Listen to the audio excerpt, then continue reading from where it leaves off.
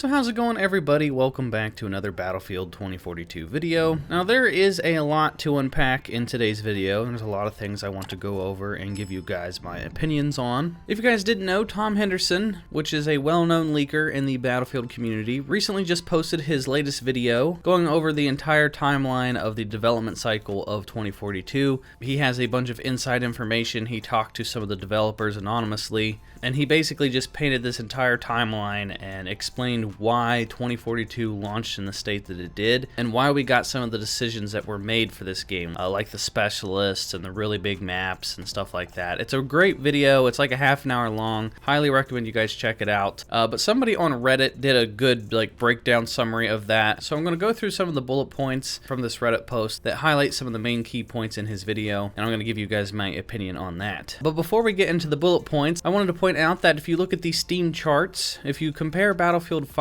to Battlefield 2042 as of today, earlier today there was 24,000 people playing Battlefield 2042, and there was also 20,000 people playing Battlefield 5. The peak for 24 hours was 25,000 people playing 2042 and 20,000 playing Battlefield 5. So there's about a 4,000 to 5,000 player difference between 2042 and Battlefield 5 on Steam. 2042 is a brand new game. It's a brand new Battlefield title, and there's only 5,000 more people playing it than Battlefield 5. I've seen every excuse under the sun anytime somebody brings up the Steam charts. People always use the excuse that people play on Origin and it's not taking into consideration people playing on console. Just look at the percentages. You can't tell me that there's this many players that stop playing 2042 on Steam, but yet Origin numbers and Xbox and PlayStation numbers are completely healthy and everyone's enjoying the game on those other platforms. No, it doesn't work that way. If you're going to see this much of a drop-off on Steam, you're going to see a pretty big drop-off on the other platforms as well. It's just statistics. It's not like Steam numbers are going to go down, but every other console and platform is going to do just fine. The fact that Battlefield 5 might pass up Battlefield 2042 is a huge red flag, and EA should be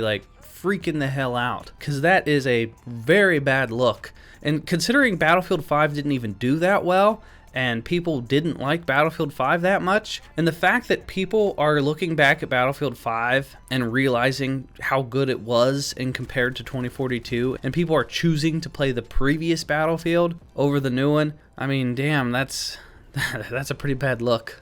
So getting into the bullet points from Tom's video, the first bullet point is that the developers started leaving during the release of Battlefield 5 as EA wanted to compete against other games, in parentheses other battle royale shooters, and their concepts internally never given a look at. So the developers started to leave because, the developers had these really cool ideas and they wanted to, make Battlefield better, and then EA's like, no, we don't want to do that. We want to copy Apex Legends, we want to copy Call of Duty, we want to do what's popular. We don't want to keep improving on the old Battlefield formula, we want to just copy everybody else. Which is the second bullet point. EA basically gave them the memo of just copy what's popular, which explains why so many developers just started to leave. And basically the old DICE that we knew, 6 or 7 to 10 years ago, that DICE no longer exists. It's just been replaced with new developers. The developers just do exactly what they're told. They have no creative input, and they just have to copy the flow of things. Copy Fortnite, copy Call of Duty, copy Apex Legends. And I don't blame developers for leaving, because I wouldn't want to be working for a company that doesn't care about their fan base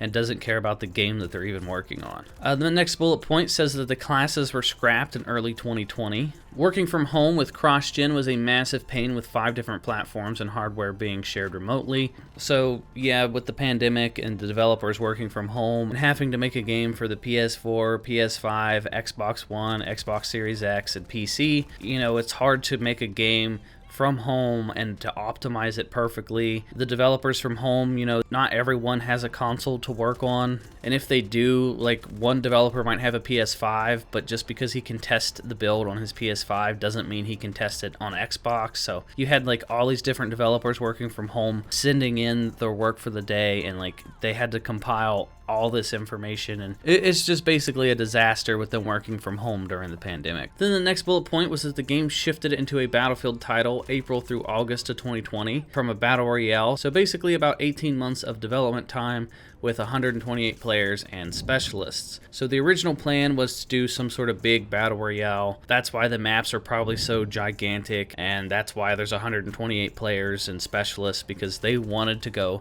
the Battle Royale route. They wanted you to pick these specialists, and they wanted you to customize the specialists with different skins and whatever, and they wanted to just throw you into a Battle Royale, and they basically just wanted to copy Warzone and from Call of Duty because it was popular. And then 18 months prior to release, they're like, no, this probably isn't going to work. Let's switch back to the traditional Battlefield style game and we'll go from there. And as you can tell, it didn't work out too well. Then the next bullet point was that the game's original concept got shifted into Hazard Zone. And then in August 2020, when production really got started and the concepts got solidified, so basically 1 year and 3 months of true production. So when EA said that they were ahead of schedule, that was basically a lie, which is one of the bullet points. It says ahead of schedule was a giant fib. Past and current DICE dev says it was based on baseless predictions. So when the CEO of EA said that they were ahead of schedule, he was basically just predicting that they were ahead of schedule. He wasn't going based off of how much they had completed at the time. And he either lied or he just didn't know what he was talking about. Either way, he should be held accountable for that, because the game definitely was not ready. It was nowhere near close to ready when he said that they were ahead of schedule. And all the developers were pretty shocked when he came out and said that. And then in March 2021, DICE was overwhelmed and they admitted that they need help from others. But it wasn't easy again due to engine issues and lack of experience. So with Battlefield 2042, they upgraded their engine. Battlefield runs off of the Frostbite engine, and Battlefield 5 was running off of an old build at the time. So for Battlefield 2042, they wanted to make an upgrade to the latest version of the Frostbite engine. But the problem with that is that a lot of the old DICE developers that made the Frostbite engine no longer worked at DICE. So anytime they brought in new developers to work on 2042, none of them had any experience with the current up-to-date version of the Frostbite engine, which slowed down the development process even more.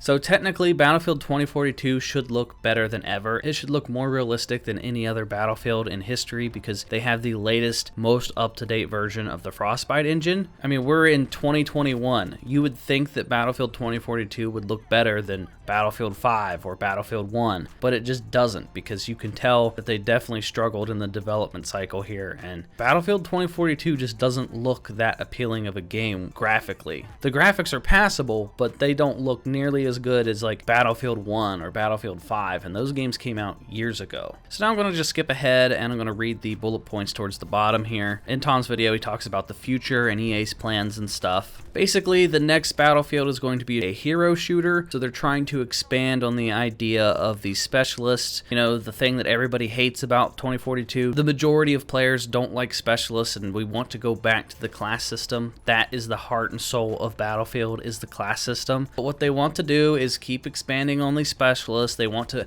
add lore to the specialists. They want us to care about these specialists. They basically just want us to grow attached to these specialists so that we forget about the class system. We forget that we don't like the specialist, and they want us to, you know, spend money on cosmetics on our favorite specialists. And then it says, most interestingly, it may be bands of specialist heroes fighting against each other and not armies, even further away from Battlefield 2042.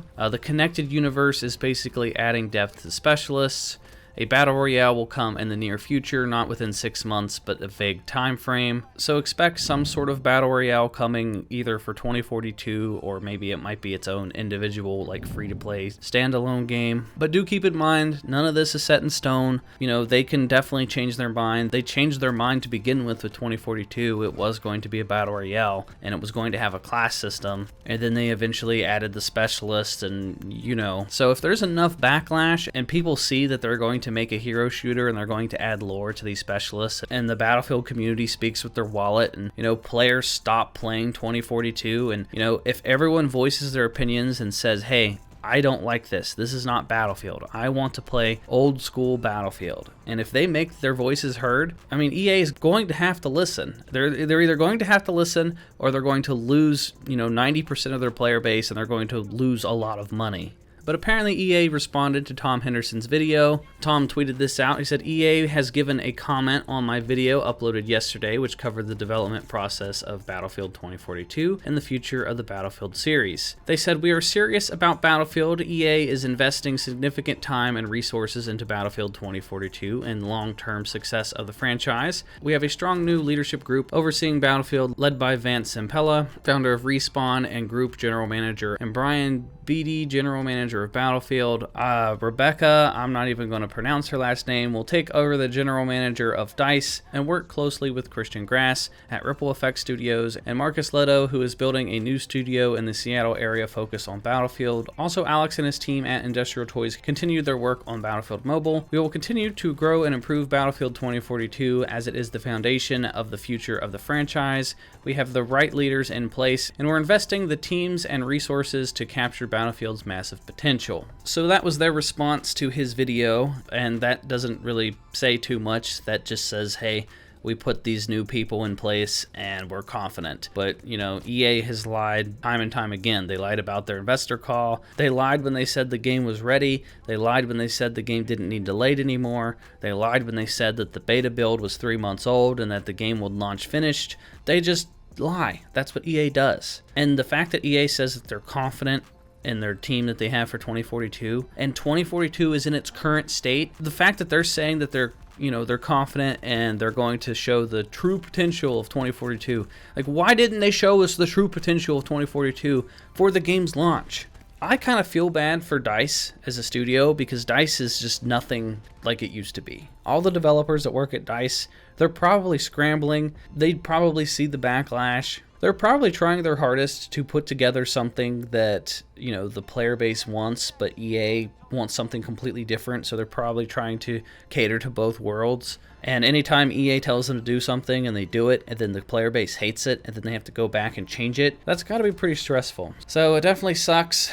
It's not looking good currently for Battlefield 2042. Fingers crossed that they can turn it around and, you know, make this game better and this franchise better, but it's not looking good. I can tell you now, if they make this a hero shooter and it's just nothing but specialist versus specialist and they give you back lore and whatever for the specialists, people don't want to play a Battlefield with nothing but specialists. Nobody cares about the specialists. The only reason EA wants specialists is so that we can spend money on skins for specialists, and it's not going to work out for Battlefield. So many players are leaving Battlefield 2042 because, you know, it doesn't feel like Battlefield to a lot of the hardcore dedicated fans. And when you strip the core from your game and you strip the thing that people loved about your game, you strip that away, and then you double down on your decision, don't be surprised when people leave. But that is going to do it for this video, everyone. Those are my thoughts on the situation. Let me know what you guys think about everything down in the comment section down below. If you guys are new here, hit that subscribe button and hit the bell for notifications. And that is going to do it for me, everyone, and I will talk to you all in the next video.